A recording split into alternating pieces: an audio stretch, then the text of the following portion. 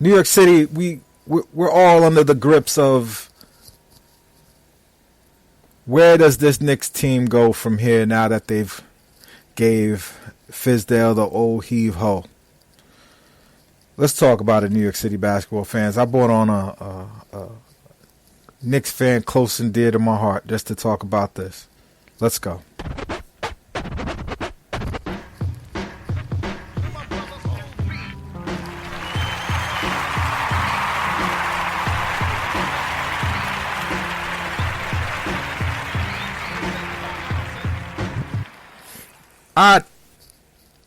I've been not trying to talk about the Knicks lately because I think even talking about their basketball is avoiding the point of where the Knicks are as a team and how to just have a real intellectual conversation about where does this team go? Like, who is the type of guy they need to replace Fizdale? And as you know, on the front office pod, when you're rocking with Eve Darbouze, we're going to talk about this from a pragmatic and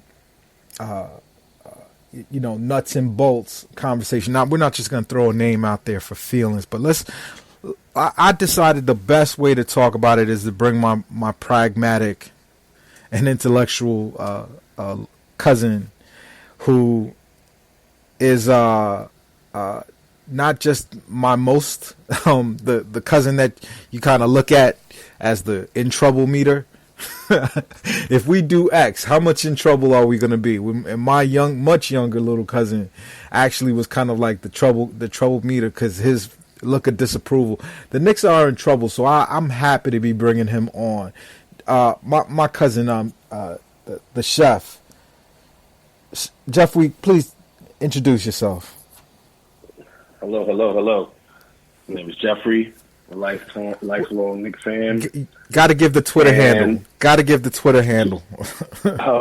Twitter handle at Chefwee, CHEFWEE.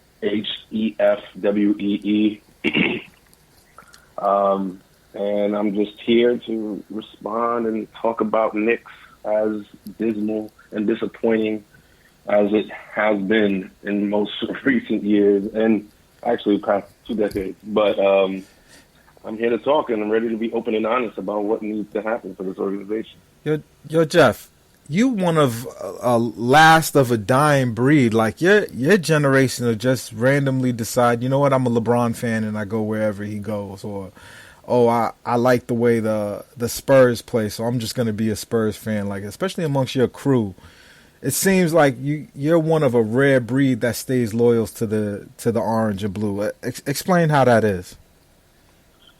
Well, my fandom is tied to nostalgia, family. You know, my mother, that you know, she was the only real basketball fan in the house, and she supported the Knicks, Patrick Ewing, and in not even the formative years, like pre 6-7-year-old me was watching games on her bedroom floor and watching the excitement of playoffs and playoff failures and just the up and down and the colors and just the entire environment made me a fan. So when I subscribed to my fandom and to that team, it's part of my upbringing. They've always been my team. I've wore their apparel, their hats. I've been ridiculed and criticized at a young age about my fandom.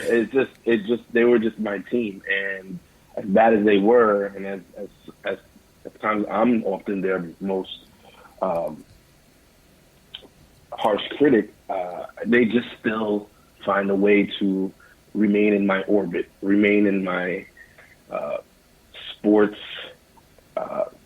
radar. So they're just my team, and I don't shake them, but it's been hard, and it continues to be very hard. And would you say, like, I don't want to expose your age without your permission. I'm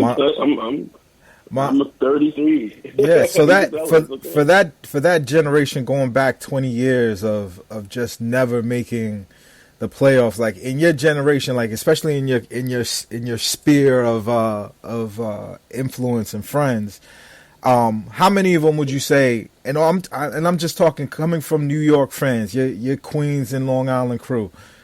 How many of them would you say are Knicks fans? 4. And you have a large crew. It's not like I think you're like 12 deep. Listen, me and my friends group, we're atypical in that as adult males, I have over 10 friends that I'm close with in a chat that I speak to on a daily basis. So out of like 13 of us, 4 are really Knicks fans. I'll reduce that to 3. Myself and 2 others are really Knicks fans. The other 2, one's a Melo fan, he was a Knicks fan. He kind of just somewhat supports. And the other one is not Melo fans that deep into basketball. I think Melo fans who become Knicks fans because Melo was a Knick are the worst. I used to hate Kobe fans. I really just grew. I don't like these brand new San Francisco Golden State Warrior fans, but the whole, it's always been a little distasteful for me because you pick your team. I'm part of the reason why you're a Knicks fan. I would think. I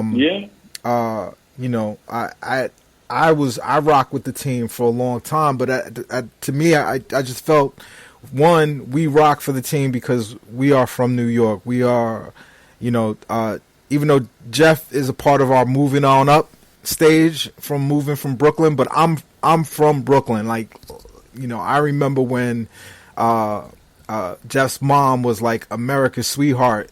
I mean, Haiti's sweetheart in Brooklyn. And so those memories and that culture that we're a part of, which kind of makes me lean towards Brooklyn. But the thing that made me break with the Knicks was just the incompetence of Dolan. The moment I had a choice, because I've always felt like you root for where you pay taxes, and being from Brooklyn, raising my children in Brooklyn, building 2 businesses in Brooklyn, I've always felt that it was within my right to change teams, which I've never felt like it was a thing where OKC couldn't. If you were from OKC and was a Dallas Maverick fan, because that's all there were. When the team moves from Seattle to OKC, you have the right as an Oklahoma City person to make that move. I've always thought that wasn't foul ball, but it wasn't just that. That gave me the opportunity to move. The reason why I moved is because of Dolan's incompetence, and how do you overcome that in making this choice for a coach? How do you overcome Dolan's incompetence? You caught me at a crossroads in my support of the Knicks. The recent debacle has put me in a position. I mean, I've never liked Dolan. I'm not afraid to say that. I mean, he may ban me from the Garden showing any type of opposition, but it's difficult because he clearly interjects himself in basketball decisions, and I was sold on a dream when Scott Perry and Mills in that summer had a press conference and said, "Listen, we're building the team the right way. We're going to build through the draft." And let me stop you there. Let me stop you there. The mistake people think is they go like this. They say, "Is Jim Dolan in the draft war room telling people what to do or anything like that?"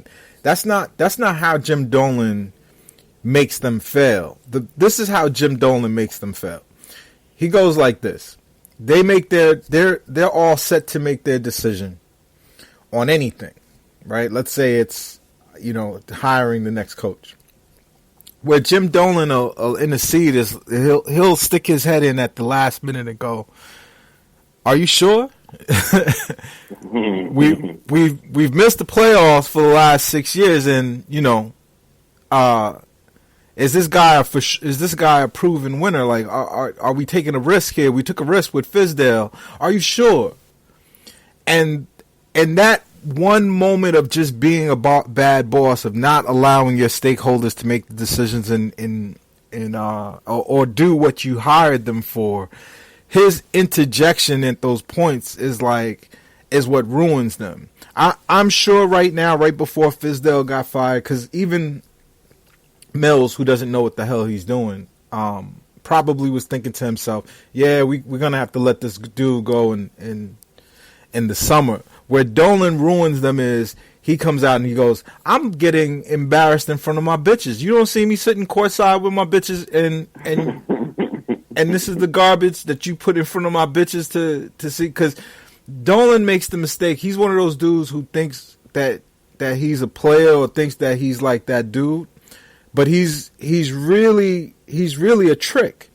But in his mind, he thinks when he's showing up with those Jeffrey Epstein specials on court side, he's walking out the building with a team of 6 under 25-year-olds, and it's like you could see the anger on his face. It's when he interjects in that moment is where it poisons the whole process of the Knicks getting better.